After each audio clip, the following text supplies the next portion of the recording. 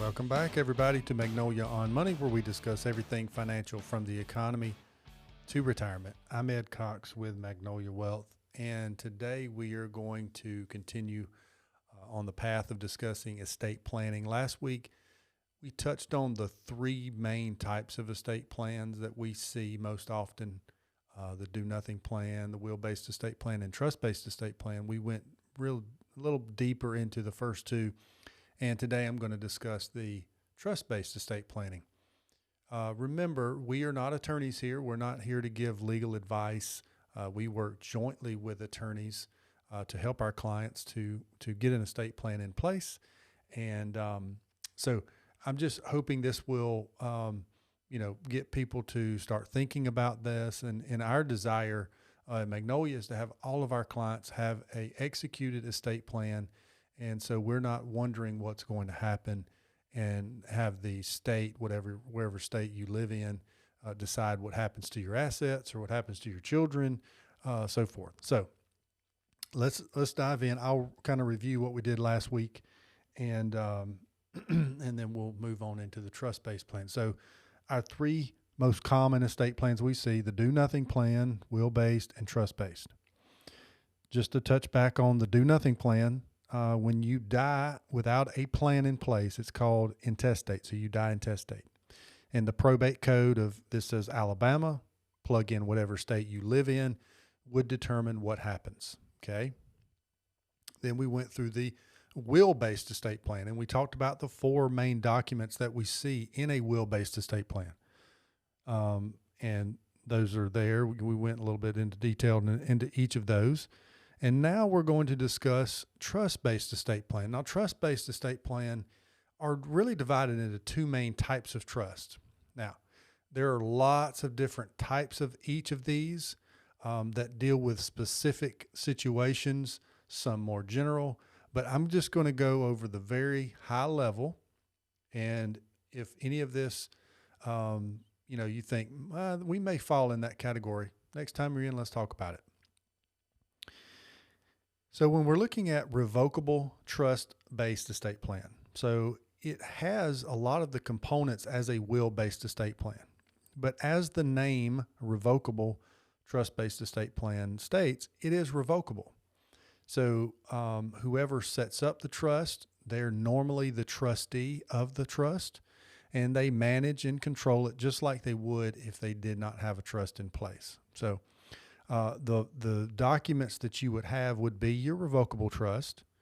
You would also have something called a pour-over will.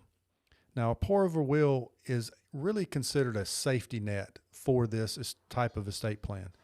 A pour-over will catches any kind of asset that was not titled in the name of the trust, and it pours it into the trust. It is a safety net. Hopefully, you do not have to use a pour-over will, because to use a pour-over will, we learned last week, you would have to probate that will. So it is a safety net, but we're hoping when you do a revocable trust-based estate plan that all of your assets are put in the name of your revocable trust, and or they have beneficiary designations, and so we wouldn't have a probate. Then you have your general durable power of attorney, which we talked about last week, your living will, and your healthcare power of attorney. So those are the main documents. Okay, so a revocable trust based estate plan, it does expresses your wishes, same as a will would. A little bit different. It avoids probate. If done correctly, a revocable trust based estate plan would avoid probate. Now, that is if it is set up correctly and funded correctly. So you have to fund your revocable trust. I can't tell you how many times we get people in who have trust and they think everything's great and set up. They went to an attorney, they got the trust, and then they put it away in a safe place. But they did not finish doing something that is mandatory when you're putting a trust in place, and that is you have to put the assets in the name of the trust that you want to be controlled by the trust. If you do not do that part, your trust is not worth the paper it's written on. It's not controlling anything. So, but it does express our wishes, and it does avoid probate if done correctly. They're pretty simple to administer. We don't have to go through the probate courts. whoever you've named as your backup trustee to yourself or your spouse, whoever the backup trustee would be, would administer the trust and do whatever's supposed to be done. It is also private. So separate from a will, we talked about last week that a will is something that we could go to the courthouse and look at, a will that had been probated. A trust is private. Now, they are a little more costly to set up than a will-based plan typically. So where a will may run you $500 to $1,000 to set all of that up, revocable trust-based plan may run $1,500 to $2,500, maybe a little bit more, depending on how complicated the plan is. But a revocable trust, it is revocable. You can put it in place, and then whoever the trustees are, which normally they would be you or you and your spouse, you can revoke that and do whatever you want to with it. Okay. So it is typically used just for probate avoidance. Okay. And that's the main, I guess, reason for a revocable trust. There's others, but that's the main reason. Then we get into irrevocable trust. Irrevocable trust, as you can see here, have all of the other documents as the revocable trust, except you've added a irrevocable trust to it. Now, I put revocable trust here in red because sometimes you would have both irrevocable and a revocable trust, and we'll talk about that in a second. But these are the documents, and just like the name says, irrevocable, it is irrevocable, okay, once it's put into place.